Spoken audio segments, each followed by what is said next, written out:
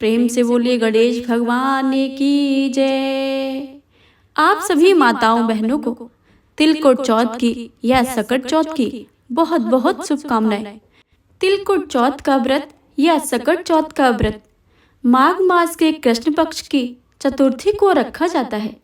इसे तिलकुट चौथ, सकट चौथ भी कहते हैं और इस दिन माताएं बहनें अपने पुत्र की लंबी आयु के लिए व्रत करती हैं। तो आइए तिलकुट चौथ के या सकट चौथ के व्रत के पावन पर्व पर सुनते हैं तिलकुट चौथ की कथा। कथा को सुनने से पहले कमेंट बॉक्स में भगवान गणेश की जय लिखना बिल्कुल भी मत भूलिएगा। प्रेम से बोलिए गणेश भगवान की जय, चौथ माता की जय। एक साहूकार और एक साहूकारनी थे। वह धर्म पुण्य को नहीं मानते थे, इसके कारण उनके कोई बच्चा नहीं था। एक दिन साहूकारनी पड़ोसन के घर गई। उस दिन सकट चौथ था। वह पड़ोसन सकट चौथ की पूजा करके कहानी सुन रही थी। साहूकारनी ने पड़ोसन से पूछा कि तुम यह क्या कर रही हो? तब पड़ोसन बोली कि आज चौथ का व्रत है, इसलिए कहानी सुन रही हूँ। तब साहूकारनी बोली, चौथ के व्रत करने से क्या होता है? तब पड़ोसन बोली कि इसे करने से अन्न धन सुहाग पुत्र सब मिलता है। तब साहूकारनी ने कहा, यदि मेरा गर्भ रह जाए तो मैं भी 1.25 सेर तिलकुट करूंगी और चौथ का व्रत किया करूंगी। श्री गणेश भगवान की कृपा से साहूकारनी के गर्भ रह गया तो वह बोली कि मेरे लड़का हो जाए तो मैं ढेर सारे तिलकुट करूंगी। कुछ दिन के बाद उसके लड़का हो गया तो वह बोली कि चौथ भगवान मेरे बेटे का विवाह हो जाए तो मैं 5.25 सेर का तिलकुट करूंगी।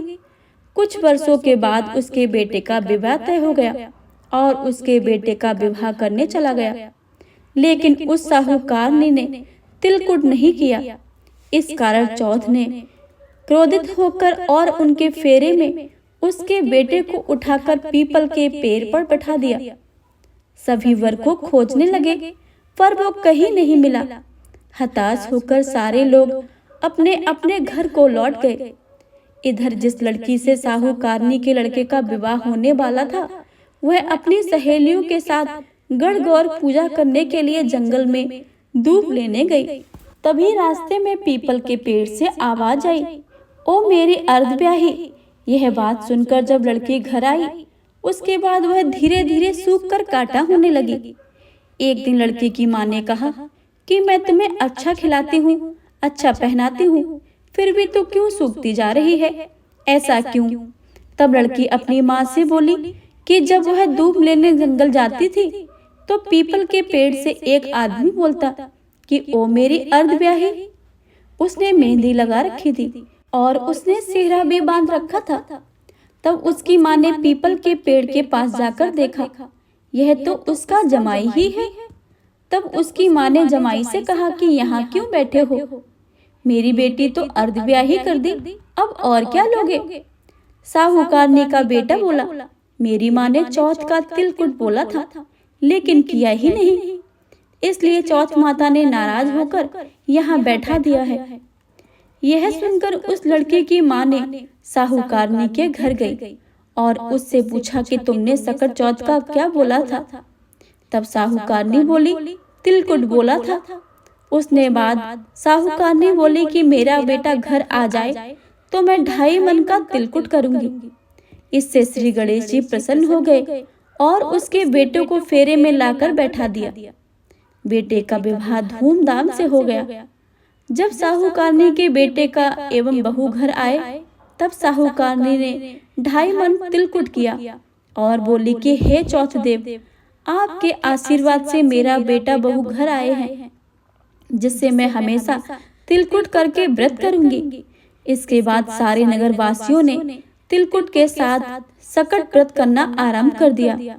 हे सकट चौथ, जिस तरह साहूकारनी को बेटे बहू से मिलवाया, वैसे ही हम सबको मिलवाना। इस कथा को कहने सुनने वाले को भला करना।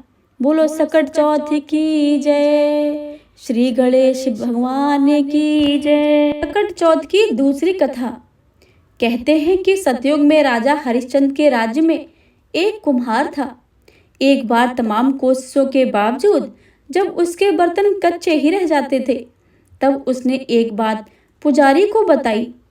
उस पुजारी ने बताया कि किसी छोटे बच्चे की बलि से यह समस्या दूर हो जाएगी।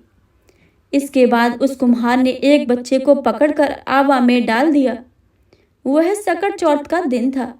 काफी खोजने के बाद भी जब उसकी माँ को उसका बेटा नहीं मिला, तो उसने गणेश जी के समक्ष सच्चे मन से प्रार्थना की। उधर जब कुम्हार ने सुबह उठकर देखा तो आवे में उसके बर्तन तो पक गए, लेकिन बच्चा भी सुरक्षित था। इस घटना के बाद कुम्हार डर गया और राजा के समक्ष पूरी कहानी सुनाई। इसके बाद राजा ने बच्चे और उसकी माँ को बुलाया, तो माँ ने संकटों को दूर करने वाले सकट चौथ की महिमा का वर्णन किया। तभी से महिलाएं अपनी संतान और परिवार के सौभाग्य और लंबी आयु के लिए व्रत को करने लगी। प्रेम से बोली सकट चौथ की जय। सकट चौथ की तीसरी कथा। एक शहर में देवरानी जेठानी रहती थी। देवरानी गरीब थी और जेठानी अमीर थी। देवरानी हमेशा गणेश जी का पूजन और व्रत करती थी। देवरानी का पति जंगल से लकड़ी काट कर बेचता था। देवरानी का घर का खर्चा चलाने के लिए जेठानी के घर काम करती थी और शाम को बचा हुआ खाना ले जाकर जाती थी। माघ महीने में गणेश जी का व्रत सकट चौथ देवरानी ने रखा। उसके पास पैसे नहीं थे, इसलिए उसने तिल व गुड़ लाकर तिलकुट बनाया। पूजा करके तिल चौथ की कथा सुनी और जेठानी के यहाँ काम करने चलेगी। सोचा शाम को चंद्र का अर्घ देकर जेठानी के यहाँ से लाया हुआ खाना और तिलकुट खाएगी। शाम को जब जेठानी के घर खाना बनाया तो उसकी जेठानी का व्रत होने के कारण सभी ने खाना खाने से मना कर दिया। अब देवरानी ने जेठानी से बोला, आप मुझे खाना दे दो जिससे मैं घर जाऊं। इस पर जेठानी ने कहा कि आज तो किसी ने अभी तक खाना नहीं खाया, तुम्हें कैसे दे दूं? तुम सवेरे से ही बचा हुआ खाना ले जाना। देवरानी उदास मन से घर चली आई। देवरानी के घर पर पति बच्चे सब आस लगाए बैठे थे कि आज तो त्योहार है, इसलिए कुछ पकवान आदि खाने को मिलेंगे। लेकिन जब बच्चों को पता चला कि आज तो रोटी भी नहीं मिलेगी, तो बच्चे रोने लगे। उसका पति भी बहुत क्रोधित हो गया और कहने लगा कि दिन भर काम करने के बाद भी 2 रोटियां नहीं ला सकती। वह बेचारी गणेश जी को याद करती हुई रोते रोते पानी पीकर ही सो गई। उस दिन सकट चौथ माता ने बुढ़िया माता का रूप धारण करके देवरानी के सपने में आई और कहने लगी, सो गई हो या जाग रही हो? वह बोली, कुछ सो रहे हैं, कुछ जाग रहे हैं। बुढ़िया बोली, भूख लगी है, खाने को तो कुछ दे दे। देवरानी बोली कि क्या दूं? मेरे घर में तो अन्न का एक दाना भी नहीं है। जेठानी बचा खुचा खाना देती थी, आज वो भी नहीं मिला है। पूजा का बचा हुआ तिलकुट छीके में पड़ा है, वही खा लो। सकट माता ने तिलकुट खाया और उसके बाद कहने लगी, निमटाई लगी है। कहाँ निपटे? उसने कहा कि यहाँ खाली झोपड़ी है, आप कहीं भी जा सकते हो, जहाँ इच्छा हो वहीं निपट लो। फिर सकट माता बोली, अब कहाँ पहुँचूं? अब देवरानी को बहुत गुस्सा आया। उन्हें कब से परेशान किए जा रही हैं, सो बोली कि लो मेरी साड़ी में ही पोंछ लो। देवरानी जब सुबह उठी तो वह हैरान रह गई कि पूरा घर हीरों और मोतियों से जगमगा उठा है। उस दिन देवरानी जेठानी के काम करने नहीं गई। जेठानी ने कुछ देर तो राह देखी, फिर बच्चों को देवरानी को बुलाने भेज दिया। जेठानी ने सोचा कल खाना नहीं दिया था, इसलिए शायद देवरानी बुरा मान गई होगी। बच्चे बुलाने गए। देवरानी ने कहा कि बेटा, बहुत दिन तक तेरी माँ ने यहाँ काम किया है।